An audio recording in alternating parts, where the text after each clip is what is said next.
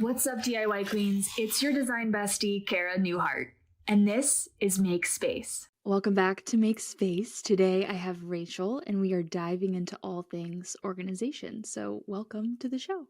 Thank you for having me. I'm excited to be here. I'm so excited. I'm hoping we can, fix our whole lives organization-wise before the holidays, but no pressure. You can. We can. So I'd love to first dive into your approach to organization, because I think what many people don't realize is that there's no one right method. So How do you think about the process of organizing? So I'm a big fan of looking at the stuff that you have and decluttering first. A lot of people skip that decluttering step because it's very emotional, or they procrastinate because they don't want to do it, and it'll take more time. But I really highly recommend doing it, because then it will allow you to not have to go back and organize the same space 2 days later. Right. I really think that we all have too much stuff. I'm including myself. So I'm not, promoting that everyone has to be a minimalist, or I just want you to be realistic with really how long have you not used that thing that you're looking at, and when's the next time you're going to use it? Do you love it? So just the decluttering process is something that I don't want people to skip, and they run out and go get bins and just organize things into the bins. Right. That part of the organizing process is absolutely key to doing it. And so when you're doing that, are you pulling everything out of a space, starting clean, like look at it all kind of thing? Yes. And so that is the overwhelming part for people. So I don't want people to say, okay, yes, I'm going to use my entire weekend and we're going to get my closet organized, and then take everything out. And then 15 minutes into it, you're like, I can't do this anymore because it's too overwhelming. Yes. So start small. I tell people, I know it sounds ridiculous, but you put a doctor's appointment or any other appointment on your calendar. Put an appointment on your calendar, make it 15 minutes. That might sound little, that might sound too much to some people, but after that 15 minutes, there's going to be a lot of things that you have to do. Send things to donation, send things to get repaired, to the dry cleaner, trash. There's all these things that happen after that decluttering process. So give yourself some time, make it fun if you can. I mean, I don't know, as fun as you can. Open the windows, give yourself a reward. If you get rid of 5 sweaters, maybe you buy one that you really love and fits you to supplement for those 5 that you've let go and either donated or consigned. But it's just, I want people to understand that it's a way of life and not this sort of one-time event. I organize my closet, I organize my kitchen, and then it's finished. I believe it's more of just a way of how you're going to live in the future. Right. So it takes the overwhelm out of it, which I think is why people are so reluctant to get started, because it feels like I have to commit a whole weekend or a week and like buy things and like spend all my time doing this. So it's like, no, thank you. Like, and it is not about buying the bins, even though everything at Target and the Container Store, every single store has an organizing section now. If you go online and you go into stores, but I don't want people to be intimidated by that. You can get organized without a cent. You really can. I think the products aid in the organization, and that's the next thing after the decluttering process and the functional systems being put into place. Those products aid in the organization, but they aren't the process, and that's not where you should start, which I know a lot of people kind of start going up and down the Container Store aisles and Target and all that just to buy the pretty bin and then stuff things into it and not know what's inside of it. But I highly recommend against that if you can. If you can stop yourself. It's like hide it all away in the bins. Yeah. So I know I hear people saying things like, I'm not organized, or, feeling like it's a personality trait. Do you think it is a lot to do with personality, or it's like a skill we need to learn and practice? I think it is a skill that people can learn. I think some people are more type A, more organized. And then there are some people who have some executive functioning issues where it doesn't come as natural to them. But that's just to say, I think there are systems that you can put in place, and everyone's definition of organization is also different. I want to remind people of that.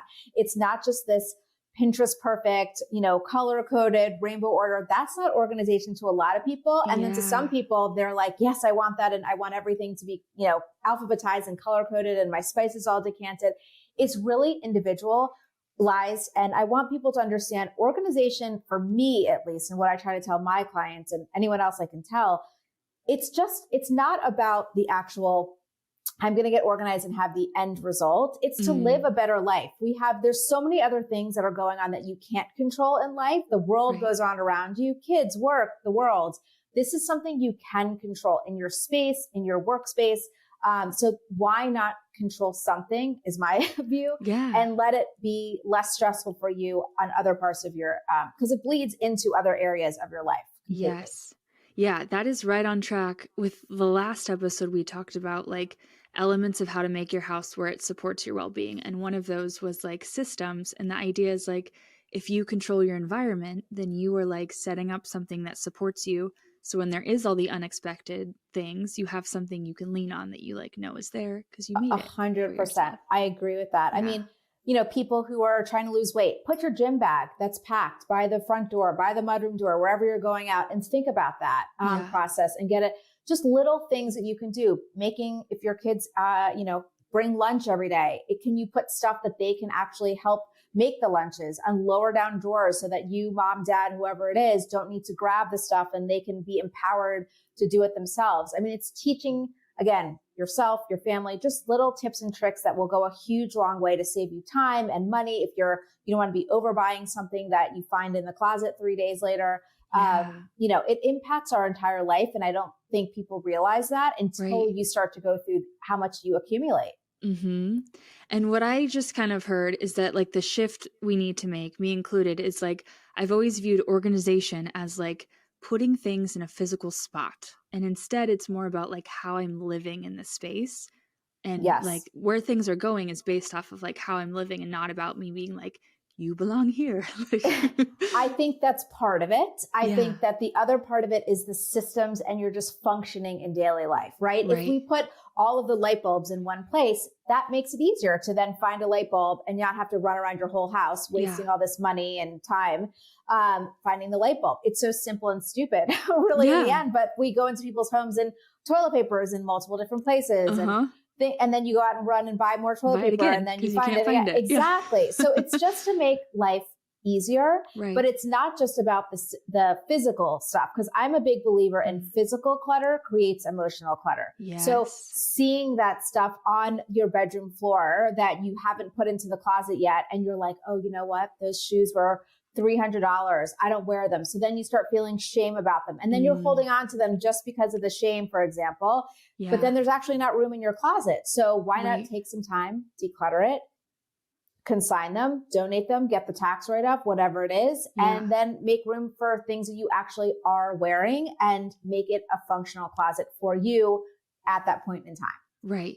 So when it comes to shame, I feel like organization is so emotional and so like loaded, and we shame ourselves in all directions. Like, look, it shouldn't look like this, or I need to keep this, or I can't get rid of this. So what is like some advice for working with that shame instead of just being like, no, I'm not going to look at it, not going to think about it? Like, I mean, the organizing industry, and look, I've been working as an organizing expert for almost 15 years. It's meant to do that to you. They keep saying, buy, bins, have your home look like Pinterest or what's on Instagram that you're sharing. But it's just not realistic. And look, I've been a contributor to it. I edit my photos and we pull things out and all of that. But in the end, it's not helping people, because I think people need to go on this emotional journey because it is very emotional, and some things have more emotional attachment than others.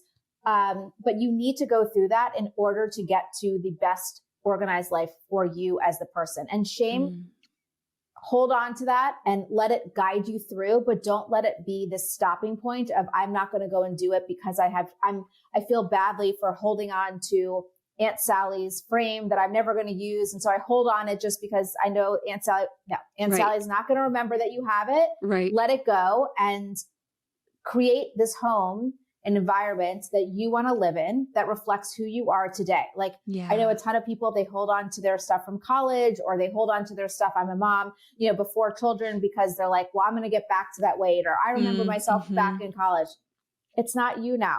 You need to be dressing, feeling, holding things in your home that are for you, that you love, that you use currently, because otherwise all that stuff around you is going to impact you emotionally in some way or another. Yeah. It's so interesting that we do that waiting, like we're waiting for this to get better or this to change. And then holding on to physical items to hold space for that waiting is just a lot. Like I think people hold on to for that reason and for sentimental reasons. So a lot of people are very, upset about, let's say it's a person that's passed away, or they'll keep, X, Y, or Z because this person reminds them of their grandmother. But I will always say to them, if it's in like a save box in your basement, in a pile of something, and you're not actually looking at it, are you really holding on to it for the right reasons? Right. And does the physical item, if let's say you got rid of it or you took a picture of it or actually displayed it, would getting rid of the physical item get rid of the memories of that person or the value of that? So I think people need to take a good look at those huge save boxes that they have for their kids when they started, when they were first born, or their grandmother's china. Instead of having the entire 12 set piece, maybe take a bowl and use it to drop your keys in it in your front entry, or put one piece in a shadow box and look at it as a decoration on your wall. Like, there are other ways to hold on to sentimental items rather than just, or take a picture, make a book, make it a coffee table book. Right. And then you don't need to hold on to the physical stuff, which might weigh you down even more. Right. And then there's another way to like better document that memory. Like if you're writing about it or you have a photo, it's like you're actually capturing the story of the memory, and then that can be 100%. passed along versus the item. Everyone's like, it gets so many down the line and it's like, I don't want this. Like, this is great grandma's bolt. Like, cool, bye. Right. Like, I didn't know her. Like, I know, exactly. Yeah. And there's no sentimental value for you getting it. Or, a lot of people, when their parents downsize into like that smaller condo or the nursing home, then they're like, here, take it all. I'm sure you want it. And the kid's going, I don't want it. I'm just out of college, or I'm in my new house and I don't have room for it. But then they get it all, and then they're meant to deal with it. Things that they don't even have sentimental attachment to. So I just tell people, and as soon as you can start doing that process and going through it, even though it might feel like, oh, I don't have time to do it, it's going to save so much emotional and time when you get to the end of it, and when you're actually having to deal with it. And if you are in an emotional state, it's much harder. Yeah. And then back to your strategy about like 15 minutes at a time, like don't go through the whole basement, get a box and do one box and like, correct. Yeah. Start in a corner, move to the side, do a category of things. And I always say, start with the easiest thing, because then you will be incentivized to continue and do it and say, you know what? That wasn't as bad. I've literally in 15 years have never had someone say to me, I'm so upset that I organized, or that didn't, spur on another room or make me feel better, because it's empowering. And I want to tell people, empower yourself, empower your children, whatever it is. There are multiple ways to feel good about the organization process, saving money, not wasting things, tons of things, getting money back for things that you've consigned. Yeah, it's like the hardest part is starting. And then once you get that momentum, and you also get to see like physical progress, which is so rewarding. So like just start, and then you'll be able to keep going. Yeah. Give yourself a reward. Yeah. Treats. That's how I do it. I like bribe myself with treats, which is usually cake pops. But so for me, in like a parallel space, like watching everyday people get inspired by show stopping before and afters, I feel like I spend a lot of time helping them unwind like what's actually behind it, instead of just looking at sort of these curated spaces captured in one moment, and kind of digging into like, how can we realistically use this as inspiration and translate it into your actual space versus just using it as like I want it to look like that. Yes. And I'm sure the same thing happens in the organization space with the rainbow bins and stuff. So absolutely. How do you approach that part of the process? I mean, people come to me all the time and they're like, I want my pantry to look like this. And they'll show me a picture. And so we will say to them, all right, well, tell me about this picture. What are you liking about this picture? And we'll break it down. Is it the type of bin? Is it the fact that there are bins, or are there glass jars? Do you like that there's labels so that people who are coming into the pantry can see the labels and read the labels? Do you like that it's categorized by, so we'll keep going down at whatever the picture is and dissect it, because there's a reason that they are feeling attracted to that photo. Right. And then we will talk to them about their actual lives, because I want it to be realistic for their lives. I mean, we've had people come and bring like these celebrity pantries. I'm using pantries as an example again. And there are like 50 of each thing. And I'm like, okay, is that realistic in your small pantry? And do you shop at Costco, or where are you getting these 50 things? Because that's what you like about this picture, that everything is like symmetrical, and that's just not realistic for most people. Right. They will have 3 cereal boxes instead of 50 of the same one, lined up. So we'll definitely try to break it down and figure out, how is this picture translated into your everyday life and how you want to function. And remember, let's add in any children, any pets, anyone else in the home, because they're going to have to upkeep it. Right. I tell people there's a big difference between something that's neat and something that's organized. So something can look neat, but not be organized. It can be in a bin, you don't see it. There's tops on it, but that's not organized. You're just throwing something into a bin. But if it's organized and we realistically live in our homes and move things around, it might not look neat all the time. Everything might not be lined up, but you can get back to that very quickly. If someone were to come over, there's a place for everything. You guys lived in the home, but then you can put it back wherever it needs to go, and it will be neat and organized at the same time. Yeah, I love that shift because just throwing it in the bin is like a quick visual, and it's like we're going for the system and the intentionality and thought behind it. And that's what's really going to make it sustainable. Yeah. And I mean, look, I love bins for things like in a mudroom, for example. Don't put a top on something, or don't make people put their shoes on a shoe rack. If you know yourself and your family and you're like, I just want an open bin, throw it in the bin. Great. But your shoes are all in that bin, and that bin should not contain, I don't know, something else in the mudroom. But so I think you just have to be thinking about what's the function of the actual product that you're putting in. What type of organization does it serve for that space? How is everyone else going to be actually able to use it? If we're used to kicking our shoes off on the floor, we still got to make it easy. So we can't go some crazy plan. Yeah. Don't be buying that, IKEA thing that pushes up and you have to open it, and that don't do that, because no one's going to do it, and you're going to buy that piece. It's going to be in your front entry, and the shoes are going to be right in front of it. Right. And it'll be taking up space for nothing. Yeah. Right. So when you go into people's homes to do organization projects, are there any common, themes for what we're doing wrong? Just things you see a lot that we're all struggling with? I think people keep a lot more than they should. I mean, I know they should. They are. So I think that's a common thing. In terms of doing it wrong, I wouldn't say it's necessarily wrong. It's just a common thing that people are doing. And I think people are something that's wrong. I think they're going and buying the bin first. They're not measuring. They're not looking at the aesthetic that they want. And they're just kind of throwing something in there, but they're not thinking about the functionality. They're just going and shopping. They're like, I love what this looks like. And they're putting it in, but it actually doesn't work for the system that they want or the space. And so I think shopping before is the wrong thing to do. I think you need to go with a list, know what you want, go with measurements, and realize, why am I actually buying this bin? It's because it's not about that. Yeah. And then shopping can be your treat. You decluttered and now you get to buy bins. And that's very exciting to me. I don't know about other people, but buying baskets. It is to me. I don't know about other people. Yeah. Yeah. I love it. Okay. So I worked with a professional organizer one time, and she was very early on in her career, very, very sweet, made my linen closet look amazing. But I had the worst time upkeeping it. So how do you think about organization in terms of setting up these systems that are going to be ongoing and sustainable for people?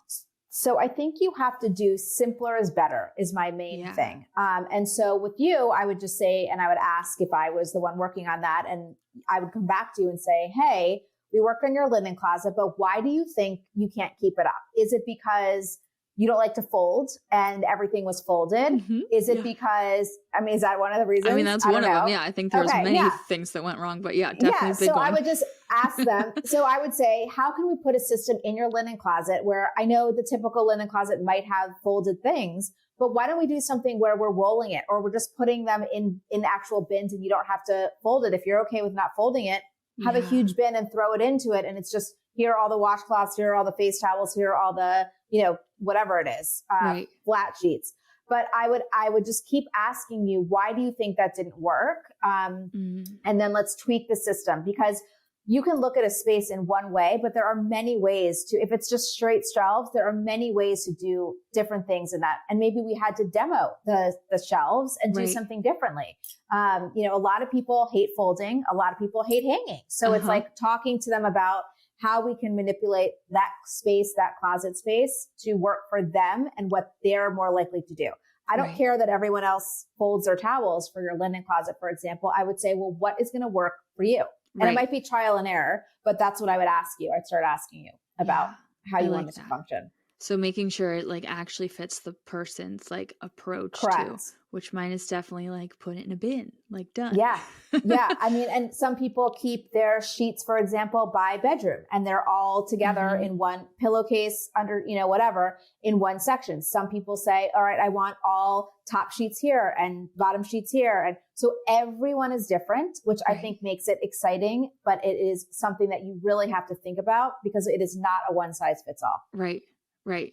And very interesting because I was like, oh, I could like organize myself. And then having someone professional come in and just watching like the way she thought about it. Yeah. So different than mine at all. It was just so, I don't know. It's like nice. And it's like, wait a second, I'm actually not good at this because I haven't been trained in it. I haven't done this as a job. And so I was putting like a lot of pressure on myself to do something I wasn't like skilled at or practiced at. So I think for the everyday person, like, if you can, find someone to come help you because it's magical. Yeah. Well, and I don't want you to have felt shame that you didn't fold. You just don't fold. Like I was saying to something the other day, I'm like, I don't iron. Like I just don't do it. And they're like, what? Like, it's not happening. But I think breaking it down, figuring out what works for you and knowing that going into it, then you're going to be keeping up with that space that much more, right? Because if you put a system in that just you think people want or you should be doing, then it's going to be totally wrecked, 2 days later after you actually used it. And so the point of it is to make sure it is working for you in your space. So, and then the person coming in, any professional organizer is not there to judge you, is not there to shame you, and is not emotionally attached to your space like you are. And again, you might think, oh, it's a linen closet, I'm not emotionally attached to it. But you have lived in the space, you've worked, with your linen closet. We're coming in and looking at it and going, okay, here are some things that I can see just based on it and talking to you that might work for it. And you've been living in the house for however long and seen it in probably one way for a certain amount of time. So it's nice to get an outside opinion that is not tied to the space emotionally. Yeah, because it usually is. You see it in one way, and often, like, however you set it up when you moved in, and you were like unpacking thousands of boxes and shoving things. It's like done. That's how it stays. And then there it is until you like really to rethink about it is like hard to get that. Yes, I mean, we help people move, and I can tell you that if you haven't thought about it, most people move with their daily lives, work, kids, whatever it is. And it's just like a part of their daily life. And then they go on with it. And half the time the boxes don't get fully unpacked. And then let's say they're all unpacked, but it stays there because why would it move? It stays there until either you get so frustrated with the system that's in place or you're moving again. So there's not much, thought and time put into it, for the most part. So. Right. Yeah, that's so true. Okay, the other thing I wanted to cover is the holidays, because I feel like many things going on, but most people are either we do the post-holiday scramble where we just got a lot of stuff in our house. We were just out of our routine for a long time. Things are a mess and we're like, oh, I got to fix it. And then we dedicate January to organizing. But I think my goal is like maybe some strategies going into the holidays that we can slowly start doing things or set us up for success. So we're not in like a whirlwind of like, it's a mess. I think that's a great idea. And look, you are not alone. That they call January Get Organized Month because so much has come in, over the holidays in December. And so if I'm giving people advice on things that they can do now and through the holidays, I would say, think of a few areas, not your whole house, but think of a few areas that you can go through to really declutter before stuff comes in. So for example, in your kitchen, because we start or want to bake more during the holidays or be cooking during the holidays, can you just take 15 minutes and go through your kitchen drawers and say, you know what? I have 3 spatulas. One of them is kind of fraying on the end or whatever it is. I'm not going to use it. And go through your kitchen drawers, not the entire kitchen, and say to yourself, okay, I'm going to clear this out. And you know what? I haven't used it. I didn't use it last holiday season. Probably you're not going to use it again this holiday season. So give yourself permission and let that go. So kitchen is a quick one, I feel like, for most people. And again, not the whole kitchen, just maybe your drawers or maybe your plates for that are holiday, but just something holiday related in your kitchen. Then I think people should look at their holiday decorations. If they haven't put them up, or even if they have already put them up, there are going to be those things that are still left in the bins that you haven't used this year. Or you're like, you know what? I didn't use it last year. Again, you're probably not going to use it this year. If you didn't love it last year and put it up, chances are it's going to stay in the bin again this year. Right. That's going to give you a great indication of, you know what, these ornaments are probably on their way out. I bought another set this year that I love and want to use. These that have been in there for a few years, it's time to declutter. So I think looking at your decorations is another area that you can start to do now. Again, especially if you've already decorated, there might be some stuff still left in there, or you're going to be decorating and looking at it. Other things are, again, things that you might use for guests before the holidays. So maybe it's extra plates, paper plates, all the utensils, things like that, things for the guest room, things that you're not using all the time in your house, but could use a little refresh going through. Are you holding on to too many sheets for the guest room bed where guests really only come before the holidays? Get rid of the 3 because you only need 1 or 2 sets sort of thing. So look at those areas, do a 15-minute, do maybe a 30-minute, and do like a quick purge, not for the whole house, but think of those areas that are also going to be used during the holidays, and or think about a closet or toys, because those are going to be things that are coming in for the holidays. I mean, we all know as parents, like a new shining toy is going to get played with 100 times more than anything that's in either your child's outgrown or that's broken. Those are the easy ones. Get rid of those. And if you can involve your child. A lot of parents will say to me, oh my gosh, no, my child holds on to everything. But there are some things, again, if you can start with your child and say, it's the holidays.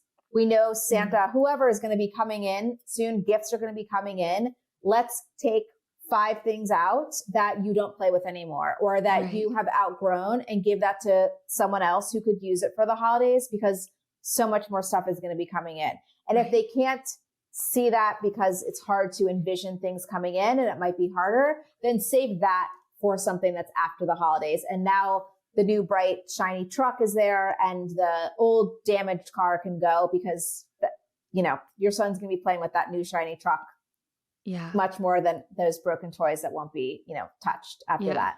But, or if you've asked for more clothes, time to go through your closet and look at it and say, you know what, realistically, I haven't touched it. I'm not going to touch it this holiday season.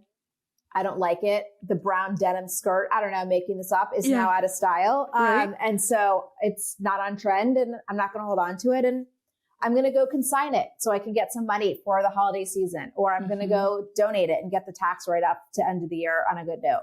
So there's a ton of different spaces you can look at. I love that though. I love thinking of specifically how you're going to have holidays and like what's coming in, and then focusing on those areas.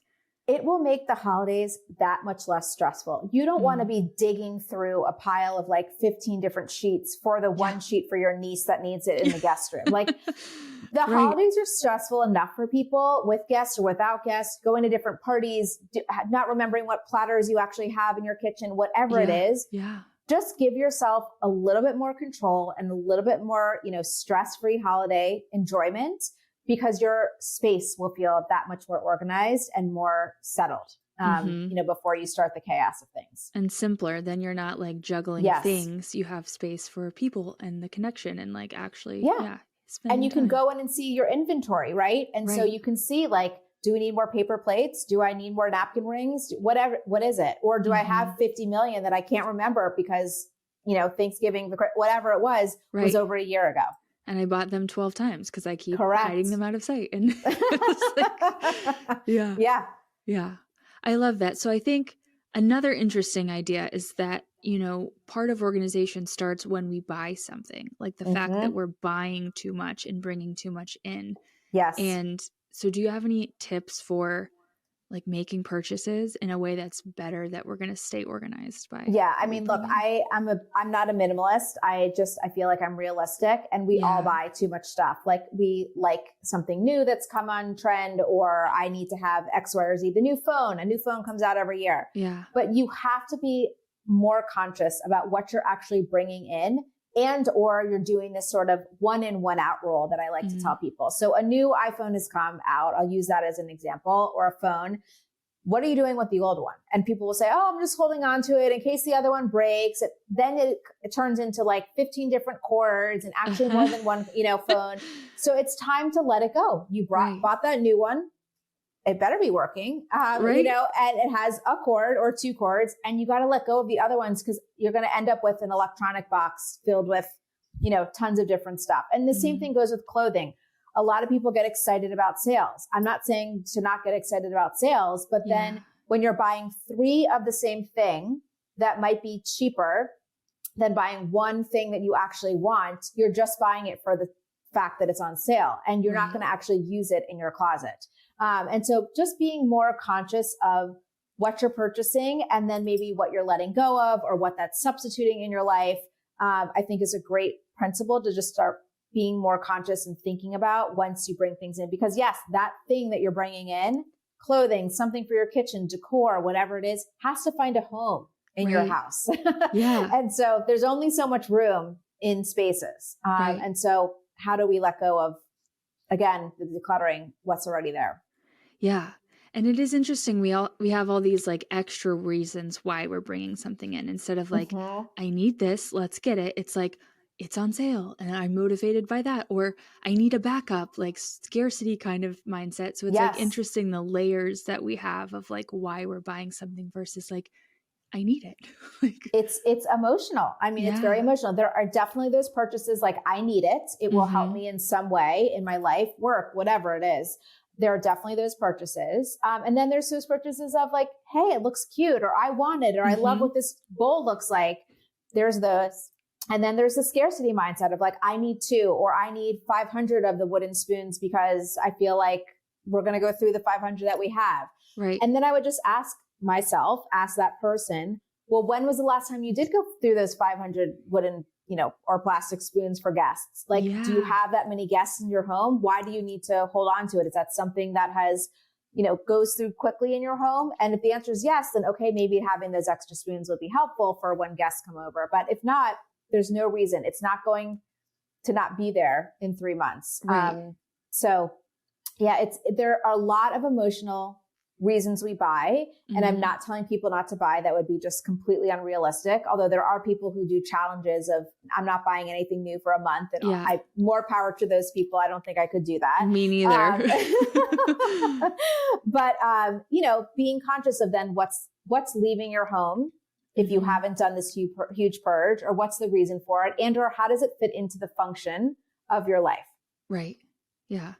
Just being more mindful all around. So yeah, it's like what you bring in, taking time to declutter, and then creating those systems that really support your actual life and how you're living in the space. I mean, people talk a lot to me about collections. Like, so they'll collect something that a decor piece or something like that. And they're like, I love antique bowls. And so they're collecting those, and those are not something that you can go out and buy at Target. Right.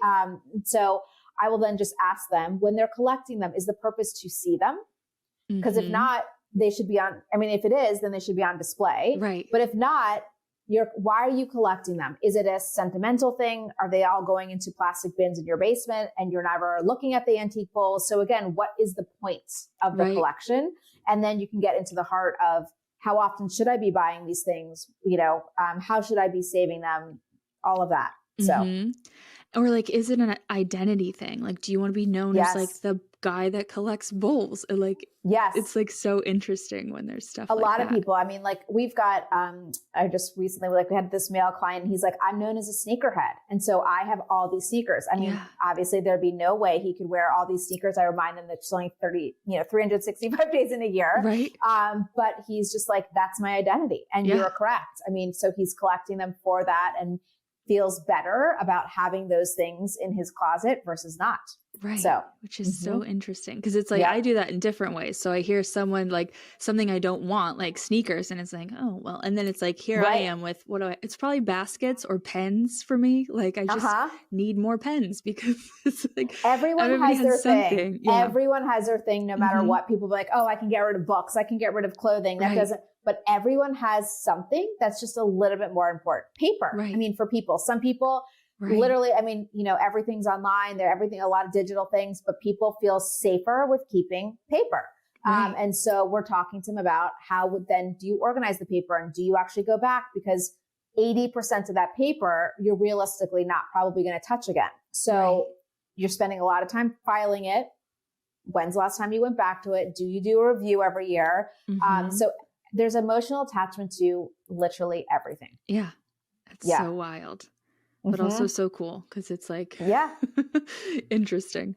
Okay. The last question is, do you have any quick tips you think we could take home and put into place today? I know there's already so many, but just in terms of like, if I was going to go home today, be like, today is the day I become organized. I'm starting today with my 15 minutes.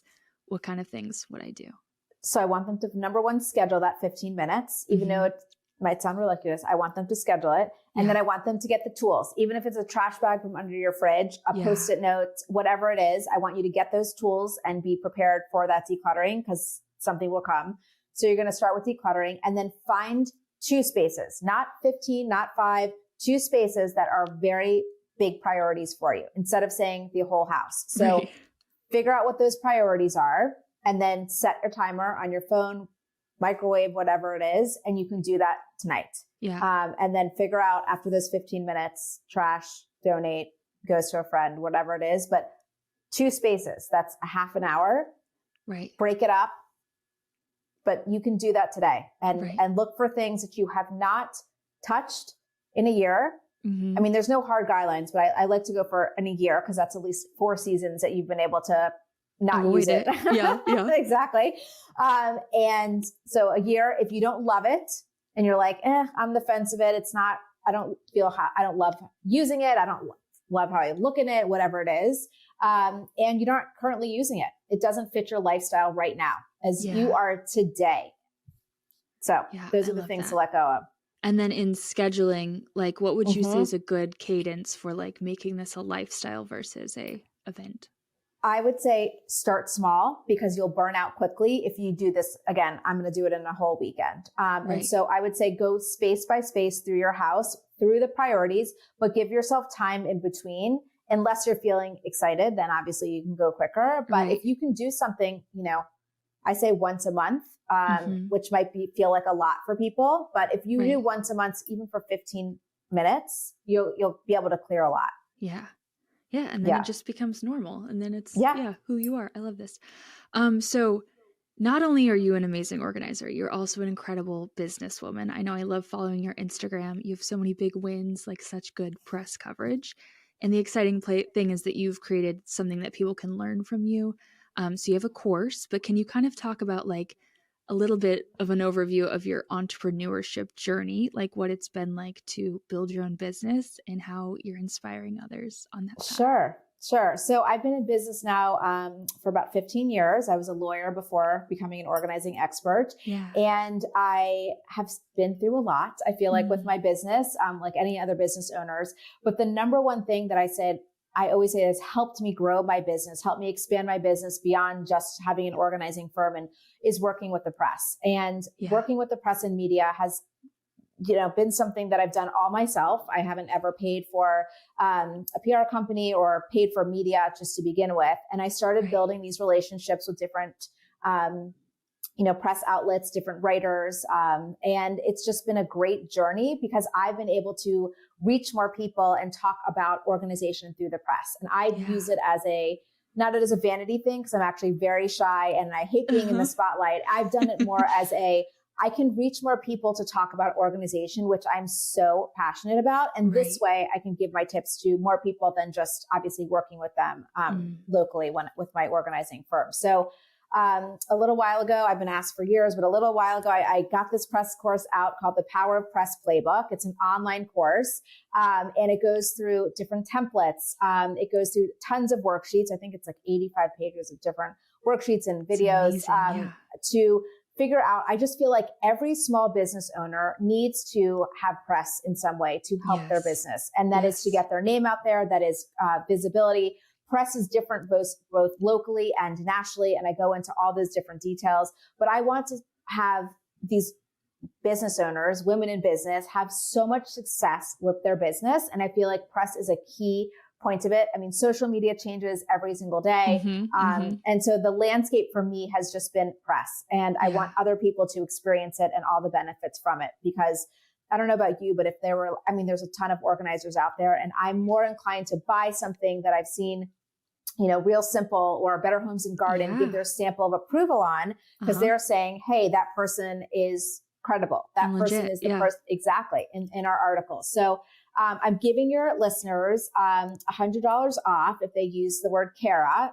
So Cara, uppercase, in all caps, if they want to take the course online, because I just feel like it is such a win-win for you and your business in any way, shape, or form. And I don't want people to feel intimidated about it because, again, I had no connections. I am shy, but I've done this, and you never know what press is going to hit and change your business. The biggest change for me was I have identical twin girls, and the Washington Post came to me when they were 6 weeks old, and they're like, we're going to come do a photo shoot at your house. And I was like, gosh. I don't really know if this is the best time,